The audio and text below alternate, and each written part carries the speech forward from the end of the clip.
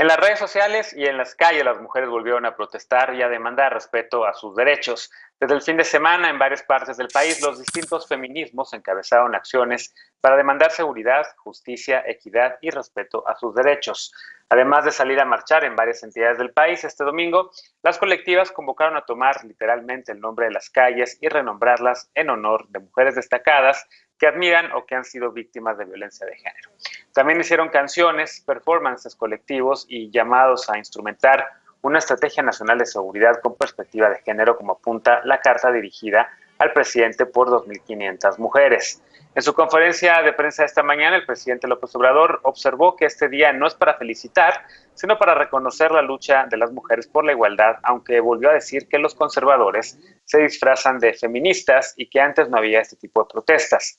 Este domingo el diario El País dio a conocer una encuesta en la que el 62% de las personas encuestadas considera que el presidente no actúa adecuadamente frente a los movimientos feministas. Veamos qué piensa la mesa. Empiezo contigo, Dolores. Hoy en la mañana, en efecto, el tema se concentró mucho también con la presencia de muchas de las mujeres del gabinete del presidente en hablar de algunos puntos precisamente de la violencia de género y demás. Terminó esta conferencia, como decía, con una porra al presidente, una porra que yo creo que estaba de más para el Día Internacional de la Mujer. Pero ¿cómo lo viste? ¿Qué opinas también de esta encuesta que mayoritariamente cree que el presidente no está tomando en cuenta el movimiento feminista? Bueno, definitivamente el presidente no lo ha entendido, no ha entendido este movimiento y es muy simple. No lo entiende porque definitivamente él no lo ha padecido y además creo que de pronto también se vuelve una exigencia que es natural y auténtica hacia las mujeres del gabinete, es decir, que ellas entonces solucionen lo que el propio presidente no puede entender o no es capaz de resolver, ¿no? Entonces volvemos a caer en esta espiral, en este círculo de las mujeres teniendo que resolver el problema que un jefe de Estado definitivamente no quiere asumir como propio, ¿no?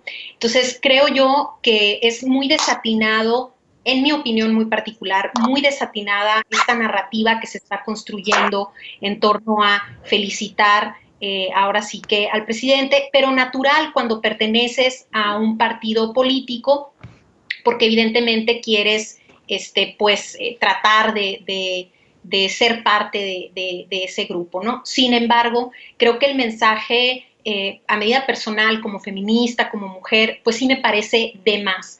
Y por otro lado, creo también que la izquierda nos está quedando a deber como movimiento integral, es decir, en qué parte de la izquierda se va a situar entonces los movimientos feministas y quizá lo más importante que reflexiono del bloque anterior y lo tengo que sacar a colación, cuando López Obrador hacía sus protestas en Reforma, cuando otros movimientos sociales han hecho protestas a lo largo y ancho de la Ciudad de México, ¿sí? Pero ¿cómo se le trata ahora a las mujeres cuando deciden alzar la voz, ¿no? La comparativa creo que se sale por completo de control y por supuesto que están tratando de atenuar la situación. Creo que en este momento está de más tratar de diferenciar qué feministas son las buenas, qué feministas son las malas feministas, ¿no? Creo que es un movimiento que es mucho más complejo que categorizarlo de esa manera y estos discursos y esta narrativa que tiene el gobierno federal específicamente en torno al tema del feminismo son bastante nocivos y ojalá recapaciten y ojalá escuchen a las mujeres feministas de la izquierda que están muy, muy cerca y quienes deberían, por supuesto, abanderar estos temas, pero de forma, claro, no como una responsabilidad, sino de forma natural. Bien. Lecona, ¿cómo lo ves tú? La reacción del presidente ante el movimiento feminista, la mañanera, ¿cómo está el movimiento también demandándole al presidente y todo lo que ha acontecido hoy? Pues yo lamento mucho que nuevamente el presidente centre la atención en un día así en sus adversarios, en la narrativa que le es fácil, en la que lleva construyendo tantos años.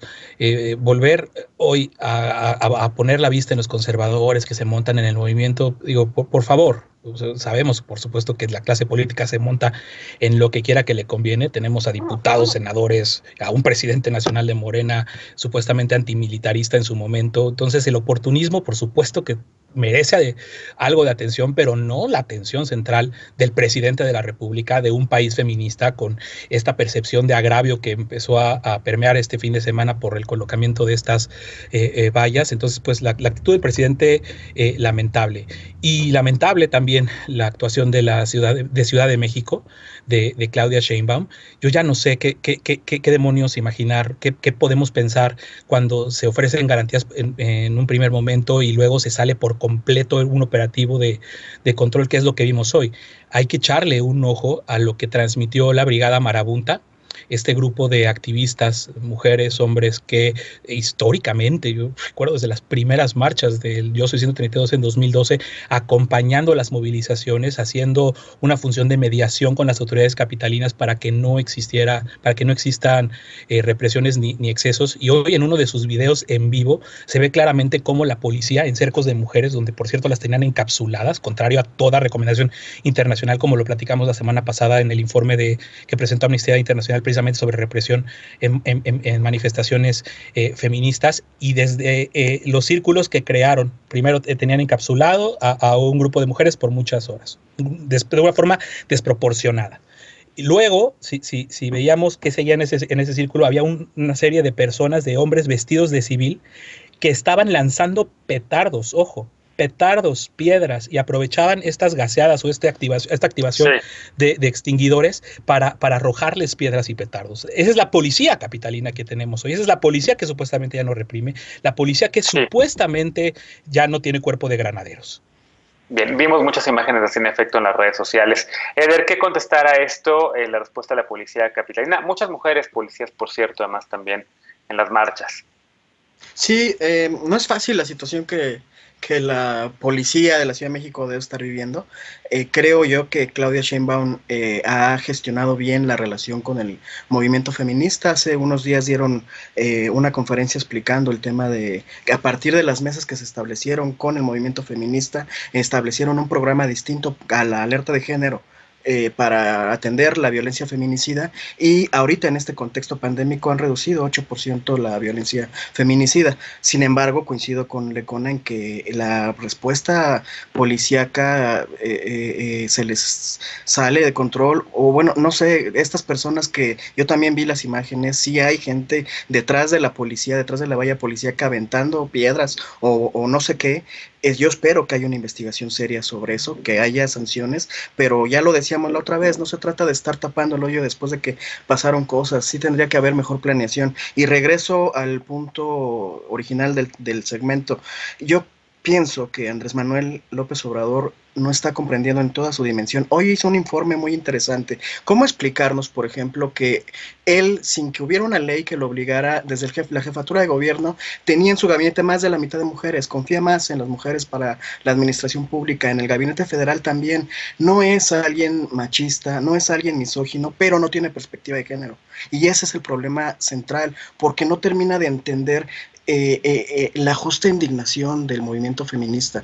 Y ojo, que sí las he escuchado. Esta declaración que hizo de cómo en la intimidad de su casa le preguntó a Beatriz, su esposa, el asunto del pacto patriarcal, y que evidentemente no lo entendió porque lo que nos contó no es el pacto patriarcal, es una muestra de que sí trata de acercarse, pero generacionalmente tiene un problema ahí muy serio, y coincido con Dolores. Entonces tendría que ser el gabinete paritario el que pudiera poner otros temas. Por supuesto, urge que se atienda la perspectiva de género, que se implemente perspectiva de género en los gabinetes de seguridad pública cada mañana. Bien. Belén, ahora ya estoy confundido con los días, pero Lisa, ¿qué viste también tú? ¿Qué le contestas a Eder? Urge que se implemente una mañanera con puras mujeres para que vayan a hablar de los temas. Urge que se le enseñe al presidente un poco más de teoría feminista. ¿Qué es lo que tendría que pasar? Urge todo eso, Genaro, pero yo creo que podríamos empezar por cosas quizás un poquito menos ambiciosas, y es que con que el presidente se abstuviera de las descalificaciones constantes que hace sobre el movimiento feminista y más bien entrar a hablar de las acciones de su gobierno para atender los problemas de fondo que subyacen en las demandas feministas, pues tendría la mitad de la conflictividad resuelta, ¿no? El punto que lo hablábamos la semana pasada con respecto al informe de amnistía que mencionaba Alfredo, el punto es que al momento de utilizar sus minutos y su tribuna para la estigmatización de un movimiento, lo que hace es sembrar la duda sobre la legitimidad del mismo y encender los ánimos y caldear los ánimos dentro del propio movimiento, precisamente porque lo que se acusa de recibido es que no solo no lo entiende, sino que tampoco le importa, ¿no? Y es capaz, ¿no?, de volver a ridiculizarlo de manera sistemática. Hagamos un ejercicio y veamos el miércoles qué es lo que hizo el presidente en la mañanera del martes, qué dice mañana, porque yo sí creo que una de las cosas que tienen al presidente descolocado y enojado, sin duda alguna, es justamente este acto subversivo del que hablábamos en la transformación del muro en antimonumenta, ¿no? Que al final del día sí le regresó los reflectores y la legitimidad a ese movimiento feminista, pese a que el presidente lo sigue equiparando con un acto de importación. Reflexionaba en un grupo de amigos, en un chat, justamente como a qué se debe este tipo de cosas, y decíamos, bueno, es que lo que no se puede es que estemos cayendo en el 2021, ¿no?, en equiparaciones que en su momento, hace ya 30 años, nos parecían aberrantes, como pudo haber sido la manera en la que se descalificó desde el gobierno al movimiento zapatista. Recordarás que al principio al movimiento zapatista se dijo que era un movimiento financiado e impulsado por pequeñoburgueses europeos, hombres blancos, porque nunca se le quiso considerar la agencia a los propios indígenas, a las propias indígenas, de haberse podido organizar en un movimiento así. El hecho de que ahora el presidente justamente esté descalificando al movimiento feminista también desde el no reconocer la agencia y la posibilidad de que las mujeres estén organizando y tengan esas demandas claras, pues le va a pegar a la propia legitimidad del presidente, sin duda alguna, y en los años por venir ojalá pueda corregir el rumbo. Ahora, y entrando un poquito en el debate que vamos a tener en el tercer segmento, al margen de que no sea un presidente misógino que abiertamente pueda ofender a las mujeres como hizo Donald Trump en su momento, sí hay un dejo de machismo tradicional en donde todo el tiempo se nos recuerda que el lugar de las mujeres es en el cuidado de los padres, de los adultos mayores, en la crianza de los niños, en la contención de la violencia en el hogar, que es una versión machista, y este gobierno lo que tendría que estar haciendo es buscar la paridad laboral, por ejemplo, buscar la paridad salarial.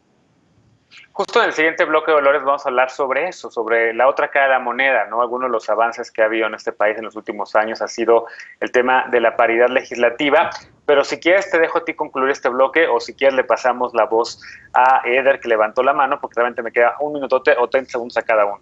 Tú escoges. Adelante, se lo damos a Eder. Adelante, Eder. Coincido con lo que dice, lo que plantea Lisa. Efectivamente, hay en el asunto de no tener perspectiva de género, por supuesto que se corre el riesgo de incurrir en prácticas machistas, y Andrés Manuel de pronto hace comentarios fuera de lugar. Hoy se despidió de una reportera llamándole corazón, por ejemplo. Esas prácticas en estas generaciones ya no son aceptables, pero en las suyas era lo natural. Y por otro lado, el asunto de la práctica de los cuidados, el rol impuesto de los cuidados hacia las mujeres, a mí me queda clarísimo que Andrés Manuel lo manejó de una forma pragmática, porque lo planteó en el contexto de la atención al COVID. No iba a cambiar la situación de los roles impuestos y de la asignación impuesta, de la división sexual del trabajo impuesta, no lo iba a cambiar ni siquiera en este sexenio.